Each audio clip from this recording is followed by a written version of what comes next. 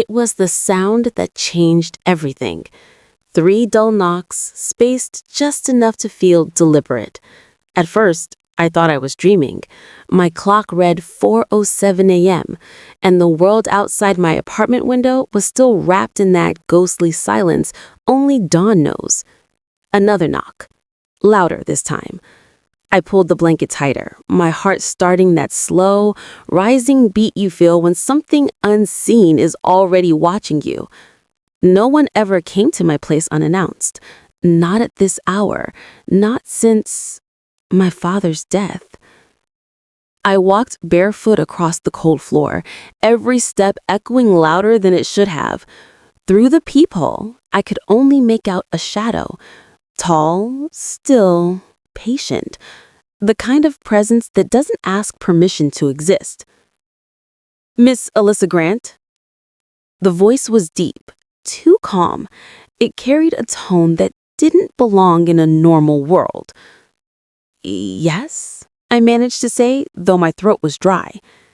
He held up a black badge. I caught the letters Federal glinting in the porch light before he lowered it again. "I'm Agent Gabriel Stone. I need to speak with you. Now." I hesitated, searching for a lie to excuse myself. But there was something in his eyes. Not the cold stare of authority, but a flicker of urgency.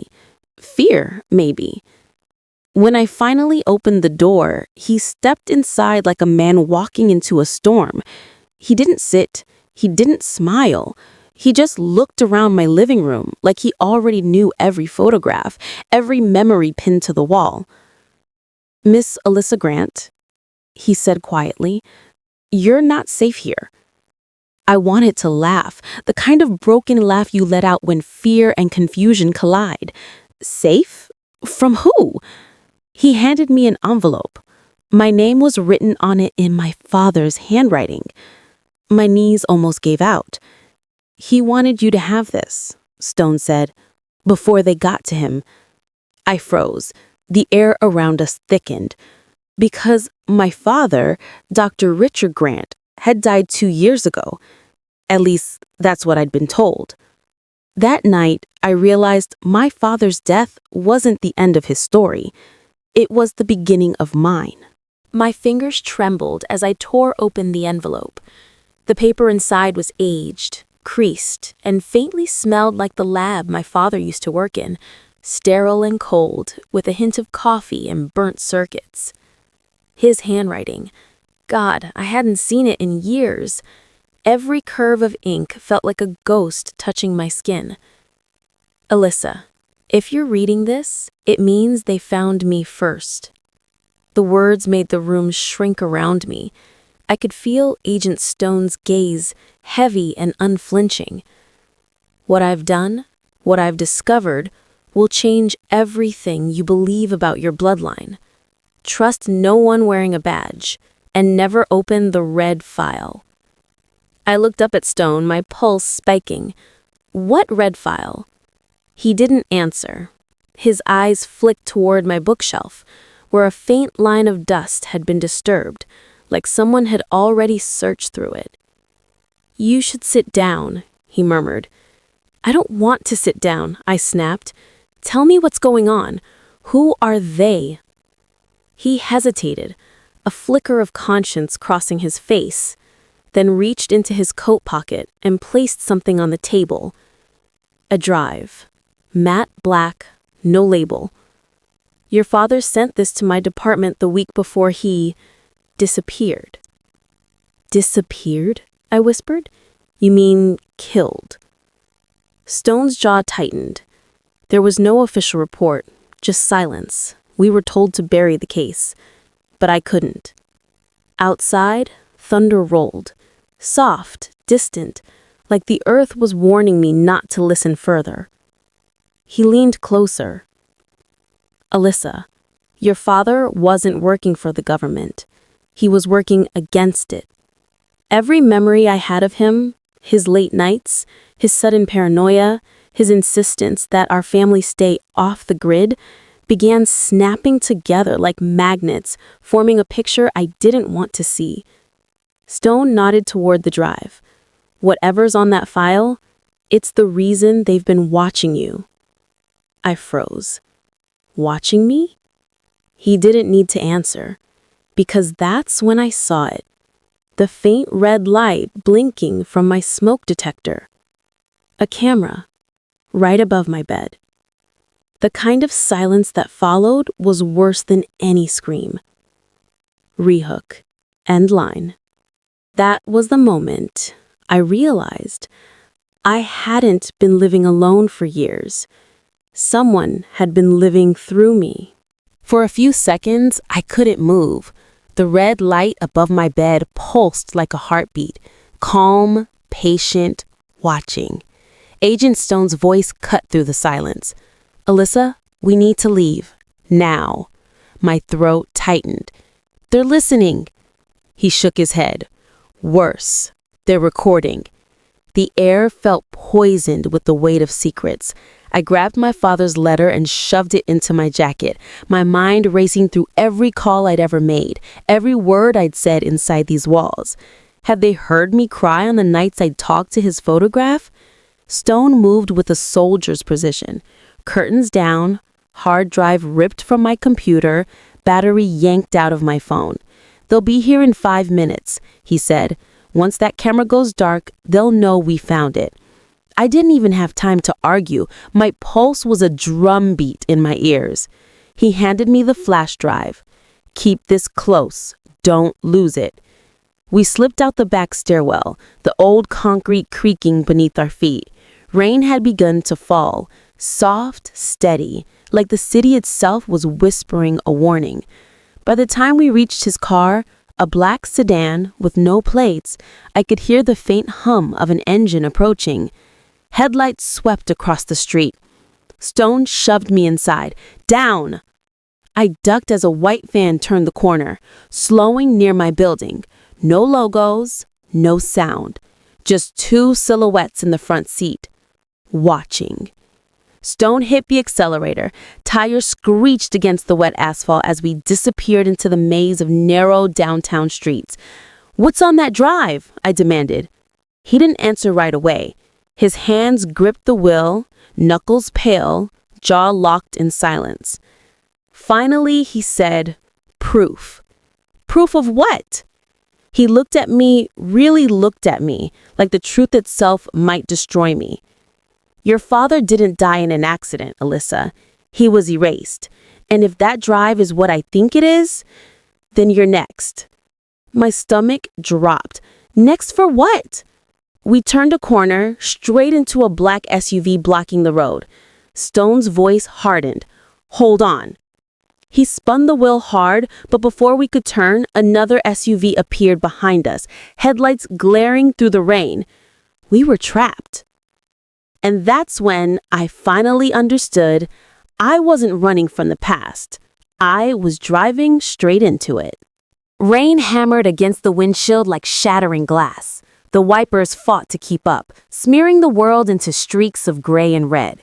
2 SUVs boxed us in, one in front, one behind, their headlights slicing through the storm like predators' eyes. "Who are they?" I shouted. Stone's jaw tightened. "The kind of people who don't file reports when someone disappears." He slammed the car into reverse.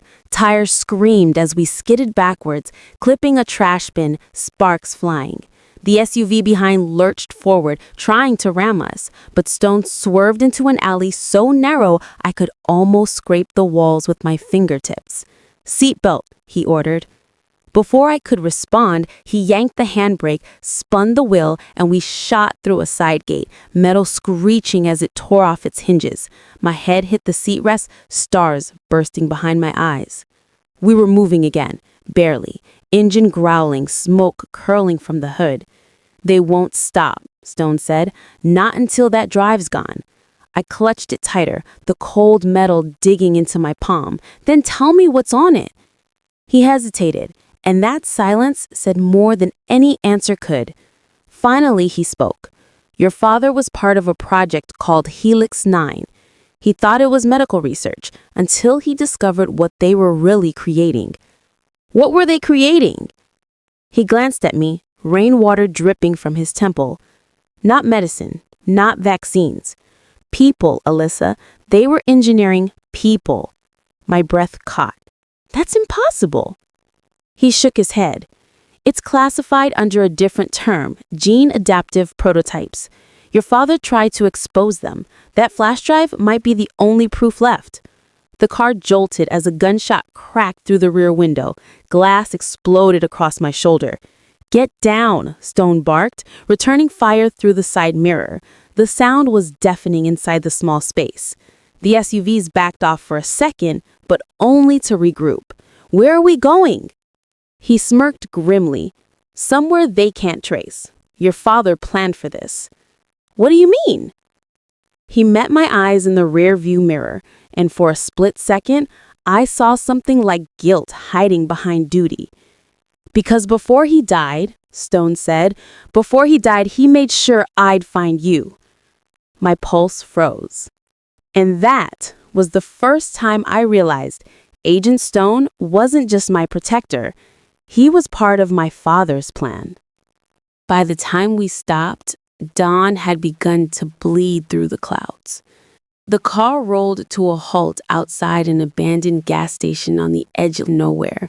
Cracked sign, shattered windows, wild grass growing through the concrete. "This is your safe house?" I asked, breathless. Stone didn't answer. He stepped out, scanning the horizon with the gun drawn, his silhouette framed against the rising light. "They won't risk a satellite sweep this close to the ridge," he muttered. "We've got maybe an hour before they triangulate our signal." I followed him inside. Dust hung thick in the air, dancing through slivers of sunlight that leaked from a half-broken roof. A metal table stood in the center, with an old generator humming faintly in the corner. Stone connected a portable laptop, government-issued, worn out but secured. He gestured to me, "Plug in the drive." My hand shook as I slid it into the port. The screen flickered. A password prompt appeared. Simple, but cold. Helix 9. Access.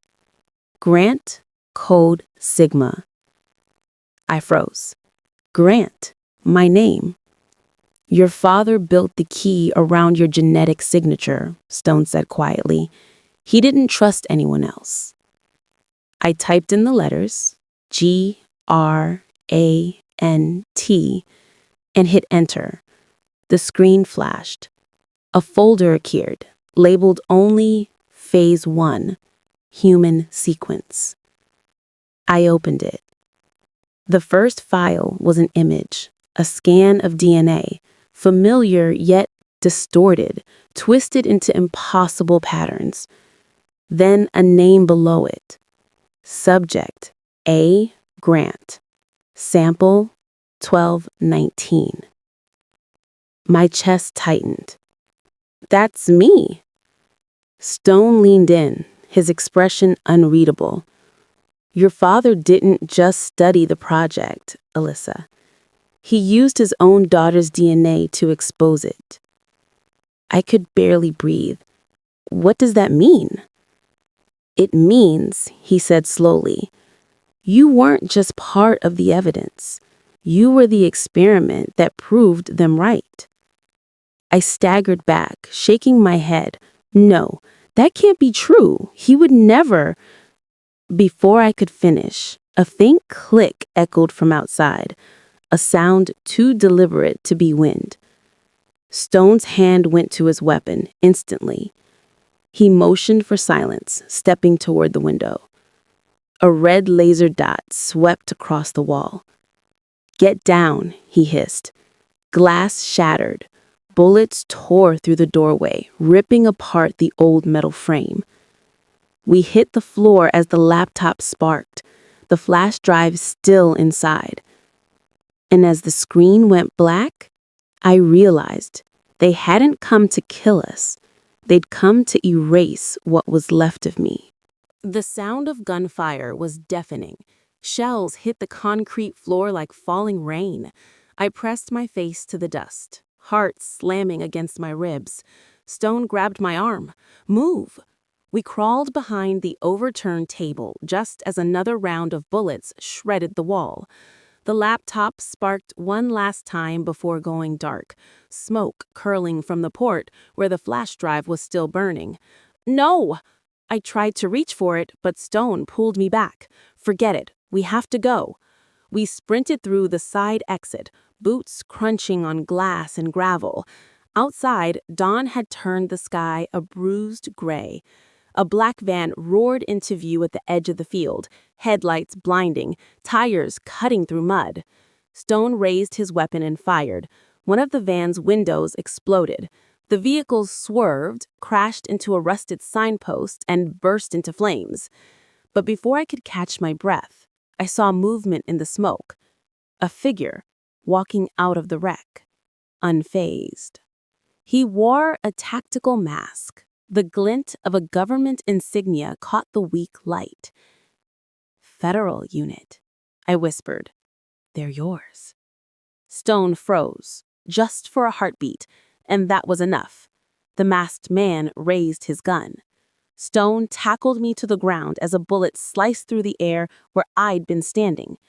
"They shouldn't have found us this fast," he muttered, reloading. His tone wasn't fear, it was disbelief. "You said this place was off the grid." "It was," he said sharply. "Someone fed them our coordinates." He fired again, hitting one of the shooters square in the chest. But the realization had already taken hold. There was no satellite trace, no drone overhead, no digital signal. Someone told them. We ran toward a ravine behind the gas station. The sound of boots followed us, closer with every second. As we slid down the slope, I caught Stone's expression in the dim light, that flicker of doubt in his eyes. He wasn't surprised anymore. He knew who had betrayed us. "Who did this?" I demanded. He hesitated, voice low, almost breaking. "My partner." "Your—" Before I could finish, a shadow stepped out from the fog ahead of us, gun already aimed at Stone's chest. "Hello, Gabriel. You should have stayed buried with her father." And when the fog cleared, I saw the face of the man who just signed our death warrants, wearing the same badge as Gabriel Stone. The fog swallowed everything. The trees, the wreckage, even the dawn light that had promised safety. Only 3 shapes remained: me, Stone, and the man pointing a gun at us. He stepped forward, and the mist peeled away just enough for me to see his face. Sharp jawline, cold eyes, the kind of calm that only comes from people who've already decided who deserves to live. Stone lowered his weapon, jaw tight. "Agent Cade." "So you remember me?" the man said, voice even. "Good. That'll save us both some time." Cade, Stone's partner, the one he'd said was dead. My pulse hammered. "You're with them?" Cade's gaze flicks to me. "With them? You still think there's a them, Miss Grant? You've been the mission all along." He gestured with his gun. "Drop the flash drive."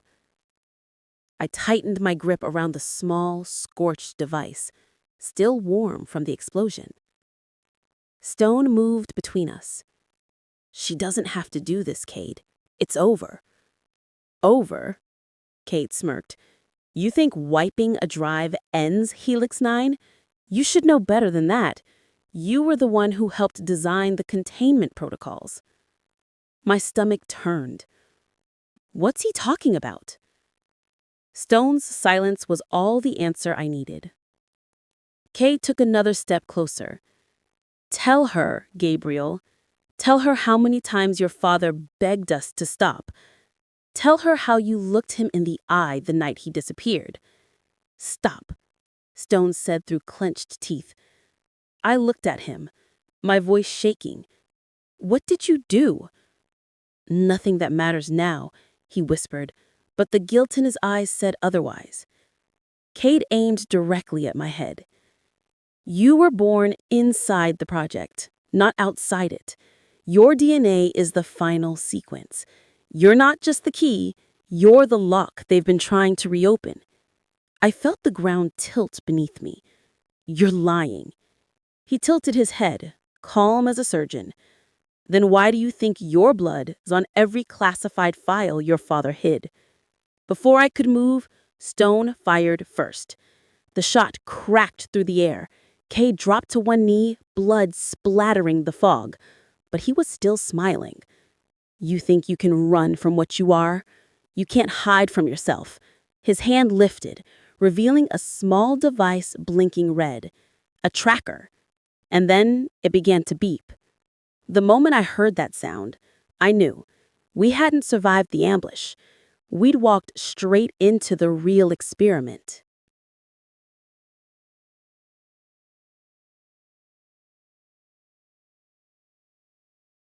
The beeping grew faster, sharp, urgent, echoing through the fog like a countdown to oblivion.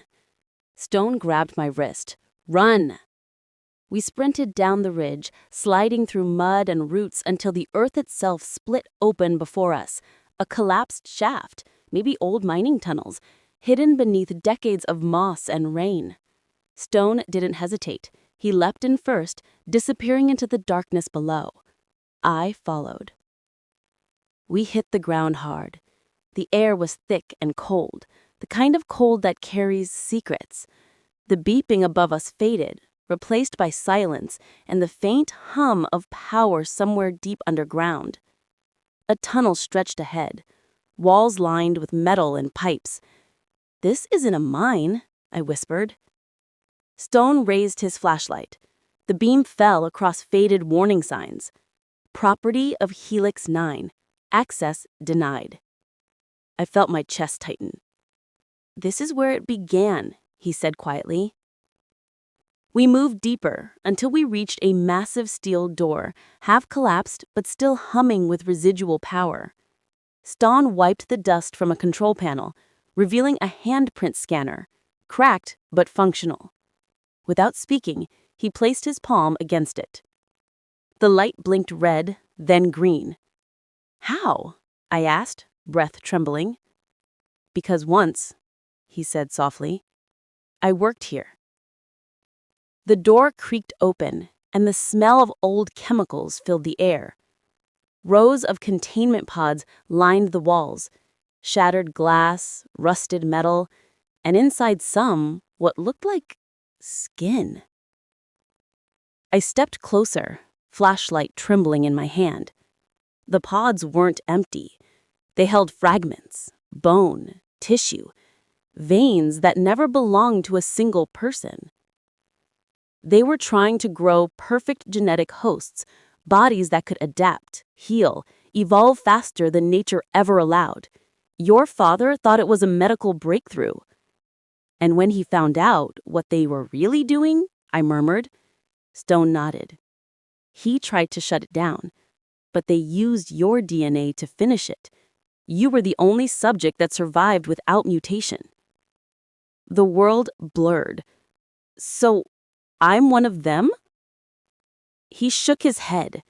No, you're the proof they failed. A soft hum drew my attention to a single, intact pod at the end of the room, still lit. Inside floated a small vial of red liquid. My name was etched on the label. Grant, A. Sequence, 0. I reached for it, hand trembling. What happens if I open it? He hesitated. Maybe the truth, maybe the end. Before I could touch it, static burst from the intercom above us, a voice I recognized instantly. Cade Sewuwa. You made it farther than I thought, Alyssa, but the truth doesn't live in the dark. It lives in what you'll do next. The lights flickered. The pod began to hiss, vapor leaking into the air. Stone grabbed my hand. We have to go. But I couldn't move, because as the mist spread, a holographic image flickered to life beside the pod, my father's face, recorded years ago. Alyssa, If you've come this far, it means they know. The cure isn't in your blood. It is your blood. Don't run from it. Use it. End what I couldn't. Tears blurred my vision. Dad? Stone looked at me, eyes heavy. You know what that means, right? I nodded slowly. It means I'm not the experiment anymore. I pulled the vial from the pod. Alarms wailed instantly, lights flashing crimson. The walls trembled. Stone grabbed my arm. Alyssa! I'm ending this, I said. I smashed the vial against the floor. The red serum spread like fire, burning through wires, crawling up the walls, devouring every trace of Helix 9. We ran, heat and light chasing us down the tunnel, the whole facility collapsing behind. When we finally burst through the surface, the ridge exploded in a burst of white light, silent, then gone. Only fog and ashes remained. Stone fell to his knees, coughing, blood streaking his face. It's over. I stared at the smoke rising from the crater. No, I whispered. It's beginning. He looked up at me, confusion flickering in his eyes. What do you mean? I lifted my hand, a faint red glow pulsing beneath my skin. My blood survived the fire. And then, darkness. That night, I didn't just destroy Helix 9. I became the last piece of it. What would you have done? Run from what you are? Or embrace it to destroy everything that made you? Comment below your answer. Did Alyssa really survive? Was Agent Stone protecting her? Or using her the entire time? Let's talk theories in the comments. And if you want to see the next secret chapter in Alyssa's story or uncover what really happened to her father, subscribe to Intiqara Stories for more cinematic thrillers, betrayals, and untold secrets. Don't forget to like, share, and comment your thoughts below because maybe your answer is part of the next story.